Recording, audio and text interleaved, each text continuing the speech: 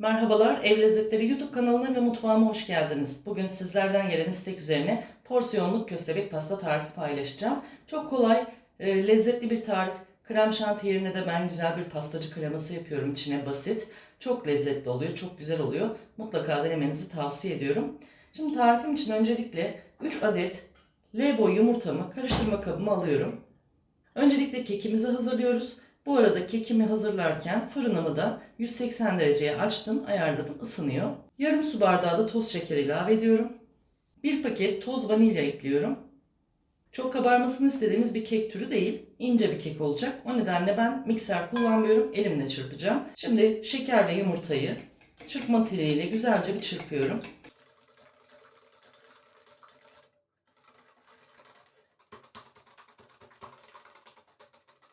Şeker ve yumurtamı ortalama 1 dakika kolum dayandığı kadar böyle güzelce çırptım. Şimdi üzerine 1 su bardağı süt ilavesi yapıyorum. Sütü de şöyle bir karıştırdıktan sonra 1 çay bardağından 1 parmak eksik sıvı yağ kullanıyorum. Yarım su bardağı gibi de kullanabilirsiniz. Aynı ayara gelir. Sıvı malzemeleri kısa bir süre elimde çırptıktan sonra üzerine 2 yemek kaşığı tepeleme dolu kakao ilavesi yapıyorum.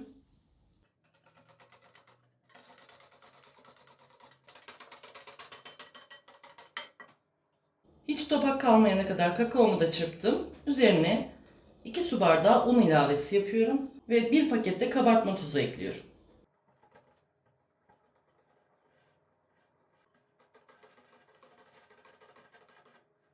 Unu da güzelce çırptım, yedirdim. Normalde çok daha sıvı yaparım ben kek harçlarını, takipçilerim bilir. Onlardan birazcık daha böyle bir tık koyu. Ama yine de çok katı bir harç değil. Tepsiye rahatça yayılabilmeli. Mikserde kullanmadık. Çok kısa sürede kek harcımız hazır hale geldi. Tamamen iyi çırptığınızdan emin olun, içinde un topağı, kakao topağı kalmasın. Fırın tepsinin içine yağlı kağıt serdim. Yağlı kağıdımın altına da böyle birazcık bardağımın dibinde kalan sıvı yağlardan damlattım ki kağıt havalanmasın, rahat bir şekilde tepsiyi tutsun diye. Şimdi tepsiye hazırladığımız kek harcını döküyoruz.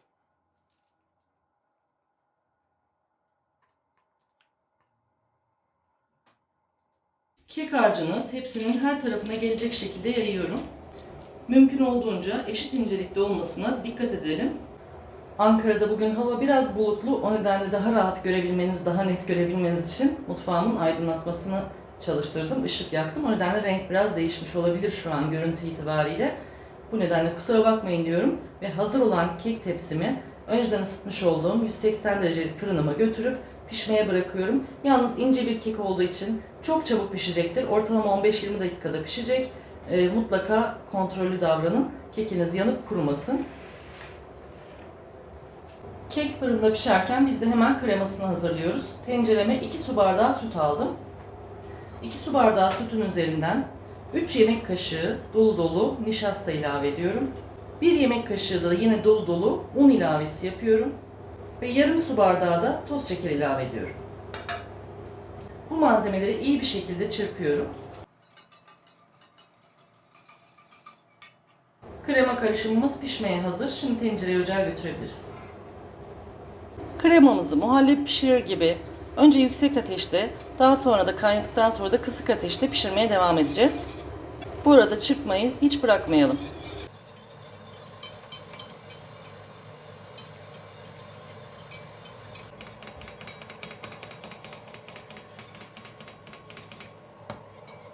Krema iyice yoğunlaştı. Karıştıra karıştıra pişirdim. Şimdi böyle 1 dakika kadar daha çok kısık ateşte karıştırmayı bırakmadan pişireceğim. Son olarak üzerine şöyle 1 yemek kaşığı tereyağı ilavesi yapıyorum. Ve 1 pakette toz vanilya ilave ediyorum. Tereyağı eriyene kadar karıştırmaya devam edip kremamı ocaktan alıyorum.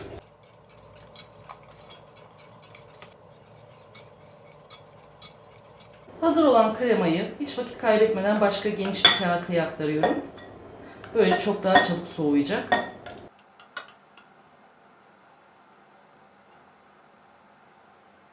Ve kremamın kaymak tutmaması, topaklanmaması için arada böyle gidip gelip karıştırarak soğumasını bekleyeceğim.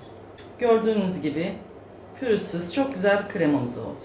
Kekim de fırından çıktı. Kürdanla birkaç yerinden kontrolünü yaptım. Güzel pişmiş. Ortalama 17-18 dakikada pişti. Dediğim gibi çok çabuk pişiyor. O yüzden kontrollü davranın. Şimdi kremam soğurken kekimin de soğumasını bekleyeceğim. İkisinin de çok iyi bir şekilde soğumuş olması gerekiyor.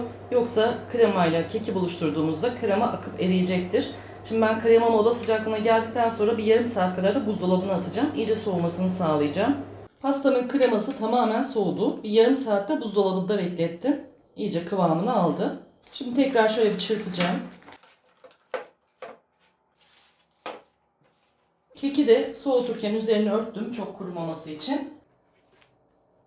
Tamamen oda sıcaklığına gelmiş durumda. Yani tamamen soğudu. Keki porsiyonlara ayırmak için yuvarlak kesme aparatlarından kullanabilirsiniz. Ya da benim gibi elinizde yoksa böyle geniş ağızlı bir bardaktan da yardım alabilirsiniz. Bardağım yardımıyla şöyle yuvarlak küçük pasta şekilleri çıkartacağım.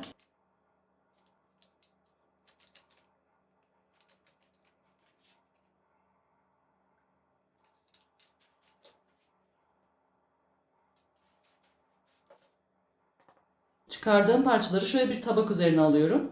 Yalnız bu üstte kalan parlak yüzeyi alta getirip iç kısmını üste getiriyorum.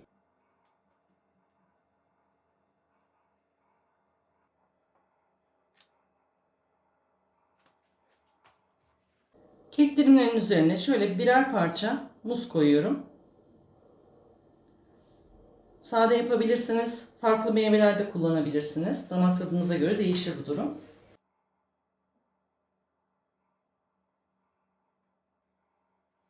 Bir bardağın içine birazcık böyle su koydum. Kaşığımı ıslatması için. İsterseniz sıkma torbası da kullanabilirsiniz bu işlem için ama hiç gerek duymuyorum.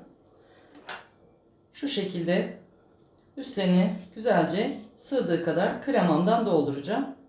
Kaşığınızı da arada bir ıslatırsanız krema yapışmaz. Çok daha rahat işlem yaparsınız.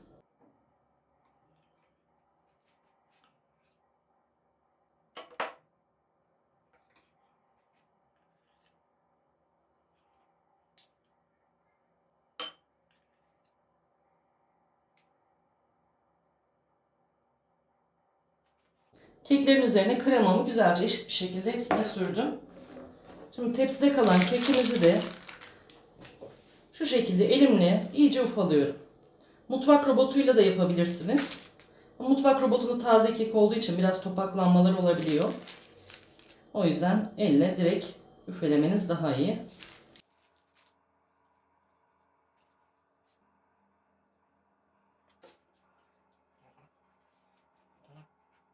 Keki güzelce ufaladım. Zaten doğal toprak görüntüsü olmasını istiyoruz. Pastadaki amaç o.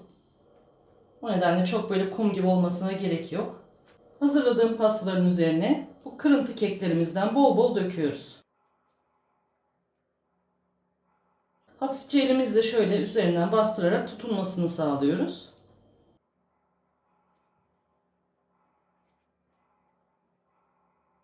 Ve hazır olan pastayı tekrar tabaktaki yerine alıyoruz. Şimdi bütün pastacıklarıma aynı işlemi yapacağım ben.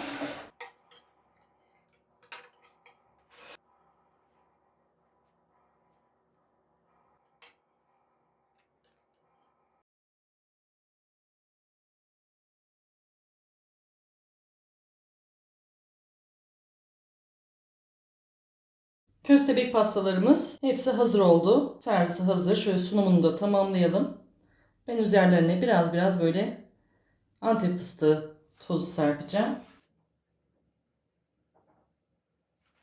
Nane yapraklarıyla, Hindistan ceviziyle dilediğiniz gibi süsleyebilirsiniz ya da sade olarak servis edebilirsiniz.